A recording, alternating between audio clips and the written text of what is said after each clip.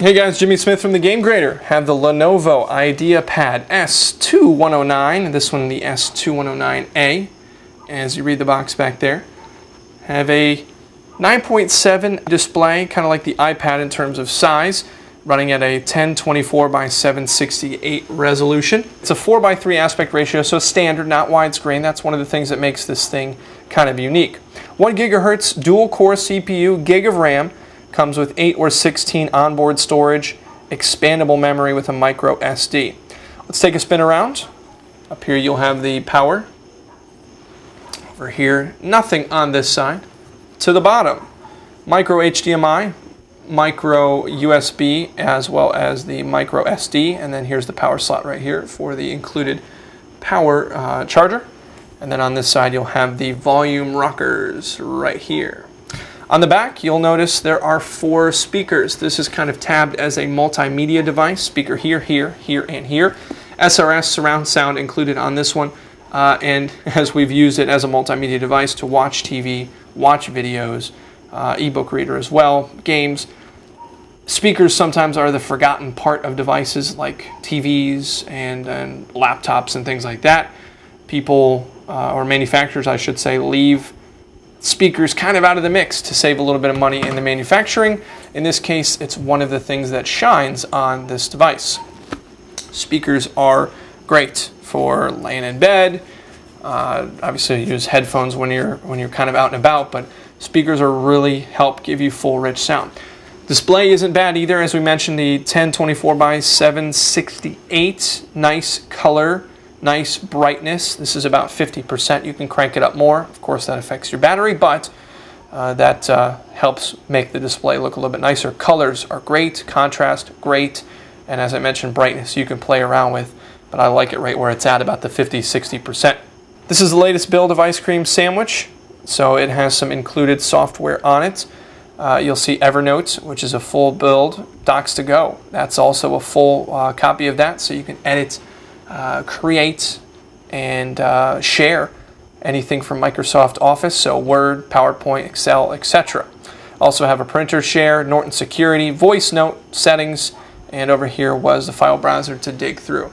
You know, it's pretty responsive to finger motions. One of the more responsive parts of the device. We'll get to that a little bit later. Lenovo has their own app store, SugarSync, there's a browser, AccuWeather, all the Google stuff you'll see across the bottom, Maps, Mail, the App Store, and then the movies there. Over here, FM radio. A little interesting for a tablet to have such a thing. When you plug in a headphone or a headset, you'll see that you can have an FM antenna. Not overly powerful, but still could come in handy. Obviously with internet radio and your own music on board, maybe you don't use it. Skype, YouTube, etc., etc. You want to see all the apps? There's the app button up there to open up everything. You'll see a lot of Google stuff like Latitude Plus, Messenger, so on and so forth. Buttons are the same as a lot of Android devices, back, home, and then your multiple windows that you have open. So that should be nothing different. Here at the bottom also status. I call it the status bar, status menu. Time, date, wireless connection, battery, and then any apps that you have that need your assistance. As we mentioned, 9.7-inch screen, 1.3 pounds, so it's pretty light in the terms of other tablets. It's not overly cumbersome. Also really thin compared to a lot of tablets as well. Compared it to an iPad a while ago when we first got it, and they are almost the same footprint. Rounded edges a little bit more than maybe the iPad does, which keeps it small. A little bit smaller, but the thickness is almost on point. The weight about the same as well, and a lot of people tab the iPad as being the best shape, the best size, and so on and so forth. Obviously one of the best tablets, but this one right up there in terms of footprint, size, weight, things and so on and so forth.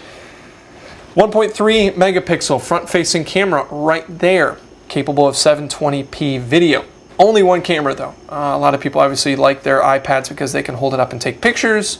I never necessarily got into all that, never understood why you'd carry around a device that was nearly 10 inches big to take pictures. Why not your phone? Why not one of the many tiny point-and-shoot cameras that are out there? Some people do it. Doesn't have it here, so it kind of keeps you from being able to do certain things. Camera's 1.3 megapixels. It's okay, not the best. Camera is here on this left side. Obviously, when holding it, sometimes that can be a problem. You'll just pop it up, and it's up there. Place it on something. Not a huge deal, but some people that might be a problem for them. Personal preference type of deal. Obviously, you saw the accelerometer there. We talked about something that was a little less responsive than the swiping. That is the accelerometer. Not a huge lag. Obviously, we again tested it with the iPad. It's a little slower. Not too slower. Obviously, this isn't a huge deal. It does eventually turn itself. The one place that it doesn't necessarily beat the iPad, not even close. We did some page loading for pages that neither device had cached or been to before, and obviously that went to the iPad a little bit faster. But these are not the same device. It's not right to compare the two in terms of what they're capable of doing, but you know, when you're talking about one of the best tablets, you kind of have to. Here's the ESPN, the mobile version for the tablet. Looks obviously outstanding. This device, the display is really one of the superstars here. Everything's kind of compartmentalized, looks nice, so on and so forth. The keyboard that comes up, not a huge space that it takes up, which is really nice. Typing itself is nice. Pops up and tells you exactly what letters you are typing, which is also very nice. And then it will make suggestions based on, as you work with it more, to what it's going to say. You can do voice typing, voice texting, or any sort of voice thing you want to do. It will type it for you, which is another thing I like about Android. And then, of course, very simple for those lazy people. Throw a .com at the end, quick little button. That's always good to have. Lenovo tells you get about 10 hours out of their 3-cell battery. We've been getting about 7. That's not really a long haul type of battery that you'd want from a device. It does well. 10 hours, I don't know that you'll be away from a charger for that long, but obviously having more battery, having more memory, having more whatever it is always better. In this case, it doesn't necessarily shine in that department. The 8 gig version's $399, the 16 gig version's $499. You'll find some discounts on Lenovo, making them about maybe $350, $450. I'll give you some deeper discounts on the 16 gig. But for a little bit more, I feel like, you know, you throw another $50 or $100 into your tablet budget, I think you get more in terms of processor. Does this work? Does this work well for your everyday tablet uses, gaming, ebooks, browsing? Yeah, absolutely. And if $399, $350 for the 8 gig model is what you're thinking, I think this is great. There's not an overly glaring reason one way or the other to love it or hate it. It's kind of got a middle of the road CPU. You kind of want a little bit more for where it's at. There are cheaper tablets out there. There are more expensive tablets out there. I think you have to kind of weigh this. You know, this might be a price thing for you. That this is where you want to be in price wise. And you've had Lenovo before, and you've trusted them before. But if you have more budget, you have $50 to $100 more that you want to throw at your tablet budget, you can obviously get so much more. And you know, how do they stack up in terms of on paper? A lot of them are better. Obviously, we haven't tested them to know, but there's nothing really wrong. There's really nothing wrong here. There's just maybe some power things that we would like to see. But, you know, it runs the things we want it to run well. So it kind of leaves you in a, you want more, but you're not sure kind of why type of situation.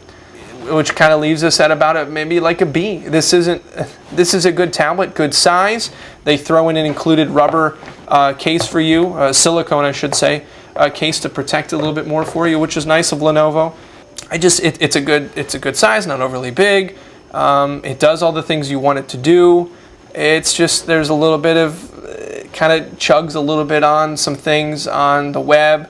Obviously, when video is involved, it chugs a little bit more. Skype calls were a little pixelated. It's just there's maybe not enough resources to justify, you know, $499 for the 16 gigs. If you're down here at the 8, it's a $350 type of deal. Maybe you consider that a little bit more in terms of the price. But yeah, obviously there are a lot of other tablets out there. There's so many as this starts to become part of people's everyday lives. I would recommend this. You just got to make sure the specs are up for you. If this is something you're getting for somebody who's not a power user, Maybe this is your first tablet. This is for a teenager. This is for somebody who's not going to be really running it into the ground but wants to play the games. This might be right up the alley for you. Again, this is the IdeaPad from Lenovo S2109A. This is the 16 gig model, so running about $499, $450. You'll find some discounts on Lenovo's website. But check it out. Definitely look into it. Make sure that the specs are right for you. Wi-Fi, GPS, Bluetooth enabled. Has that FM tuner. Some things you don't often see in tablets, but everything's here. I'm a big fan of Android, so I definitely take a look at this one. Again, we give it a B, and again, we thank you for watching right here on the Game Grader.